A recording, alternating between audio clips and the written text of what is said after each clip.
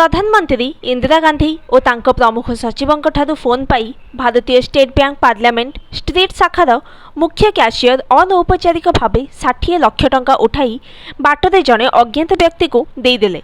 पर जनापड़ा मुख्य कैशियर पाखक प्रधानमंत्री कि तांको प्रमुख सचिव फोन करि नथिले, तेबे अबिकल सेमानक कंठस्वर रे फोन करिथिला किए।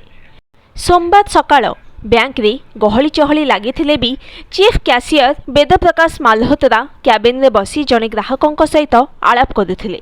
26 वर्ष तले भारतीय स्टेट बैंक ना इंपीरियल बैंक थिबा समयरू तांको चाकरी आरंभ पदोन्नति पाई पाई एबे से बैंक रो पार्लियामेंट स्ट्रीट शाखार मुख्य कैशियर।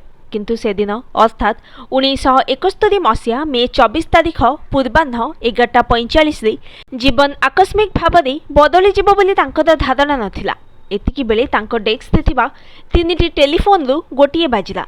से रिसीवर उठाइले, सेपटे सुभिला प्रधानमंत्री प्रमुख सचिव श्री हस्कर आपणक सहित कथबार्ता करने चाहूँगी। मल्होत्रा कहिले तांको फोन दियंतु। फोन रे आउ जनकर कंठस्वर सुभिला, जहाँ प्रधानमंत्री प्रमुख सचिव परमेश्वर नारायण हस्कर कंठस्वर भली शुभुला। से कहिले मु आपणको गोटे गुप्त कथा कहबी, आपणको रूम रे जदि केही बसिछंती तांको चली जिबाको कहंतु।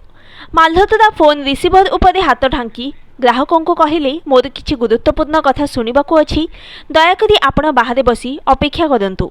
तांको सामने रे बसिथिबा ग्राहक जनक थिले दिल्लीर अवैतनिक मजिस्ट्रेट मथुरा दास। मथुरा दास काच क्याबिन बाहर को चली आसिबा परे रूम रे केही नाहंती जणाई माल्होत्रा पुणी फोन रे हस्कर सहित कथा हेले। से कहिले प्रधानमंत्री गोटे कार्य पाई 60 लाख टंका पठाइबाकु चाहंती, किंतु एकथा अति गुप्त हेबा आवश्यक। से जणे लोक पठाइबे, आपण से लोक को टंका देई देबे।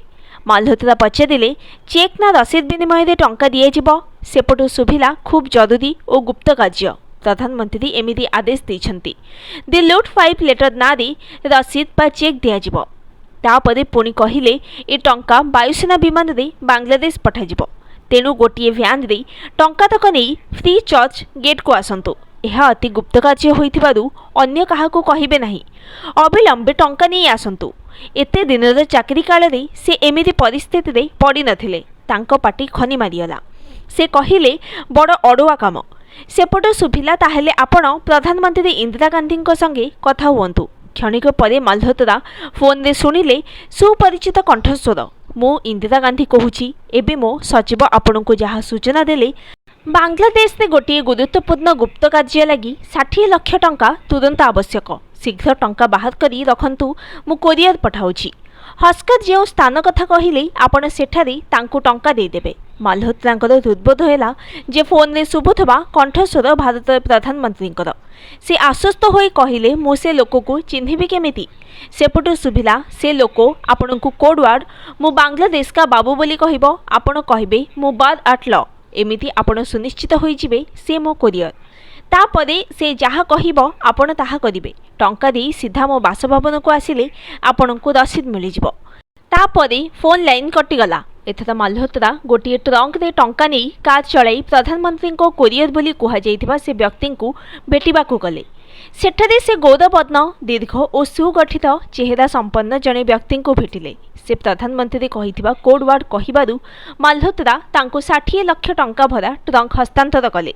सांगे सांगे माल्होत्रा रसीद आनिबाकू प्रधानमंत्री बासभवन रे पहुंचिले। जना पड़िला कि प्रधानमंत्री नाहंती और टंका व्यापार रे काहाकू किछि कहि नाहंती।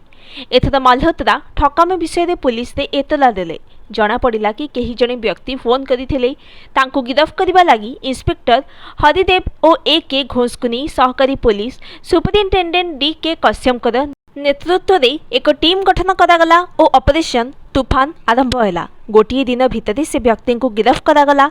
से थिले पारसी संप्रदाय व्यक्ति रुस्तम सोहराब नागरवाला। ठकी नहीं टंका मध्य तांको पाखरु उद्धार करागला। मे 26 तारीख दिन नागरवाला दोष स्वीकार कले और 10 मिनिट पर बसिथिबा अदालत रे दोषी साब्यस्त हेले। तांको 4 वर्ष सश्रम कारादंडादेश और 1000 टंका जरिमाना होइथिला। अनौपचारिक भाव में बैंक 60 लाख टंका उठाइथिबा अभियोग रे वेद प्रकाश माल्होत्रा मध्य दोषी साब्यस्त होइथिले। दिल्ली रे बंदी जीवन बिताउथबा नागरवाला हठात अस्वस्थ होई पड़िबारु तांकु 1972 फेब्रुआरी प्रारंभरे तिहार जेल हस्पिटाल रे भर्ती करागला। फेब्रुआरी 21 रे तांकु जी.बी. पंत हस्पिटाल रे भर्ती करागला, किंतु मार्च 2 तारिख दिन मध्याह्न भोजन पर से टली पड़िले। नागरवाला मृत बोली अपराह्न 2:15 रे घोषणा करागला। से दिन थिला तांकर 51तम जन्मदिन। केवल से नुहंती ए घटनार तदंत करुवा जड़े पुलिस अधिकारी भी किछि मास मध्य मृत्यु होईगला। नागरवालांकर मृत्यु को नहीं विरोधी विवाद आरंभ कले। एही घटना प्रधानमंत्री इंदिरा गांधींकर प्रच्छन्न संपृक्ति अछि बोली अभियोग आनिले। 1977 रे जनता पार्टी सरकार क्षमता को आसिबा परे एही बहु चर्चित ठकामी घटनार तदंत लागि जस्टिस पिंगल जगन मोहन रेड्डी कमिशन नियुक्त करागला। 1978 रे कमिशन एही मामला रे 820 पृष्ठार रिपोर्ट दाखल कला। रिपोर्ट रे कुहा जायथिला स्ट्रॉन्ग रूम रे बैंक व्यक्तिगत और हिसाब बहिर्भूत संपत्ति रहिथिला एवं गांधींकर कार्यालय पुलिस तदंत रे बाधा देथिला, किंतु गांधी एभली भाबरे बैंक रे टंका रखिथिले बोली कोनसे प्रमाण मिली नथिला। हृदघात जोगु नगरवालकर मृत्यु होइथिबारु तांको केही हत्या करि नथिले बोली मध्य एक रिपोर्ट रे उल्लेख थिला। रुस्तम सौरभ नागरवाला ही इंदिरा गांधींकर कंठस्वर नकल करथिले बोली अभियोग हुए।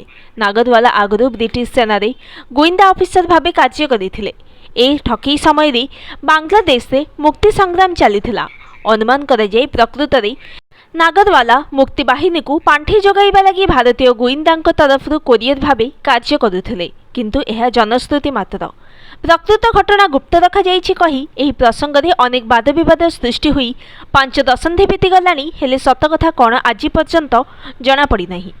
Bureau report news today.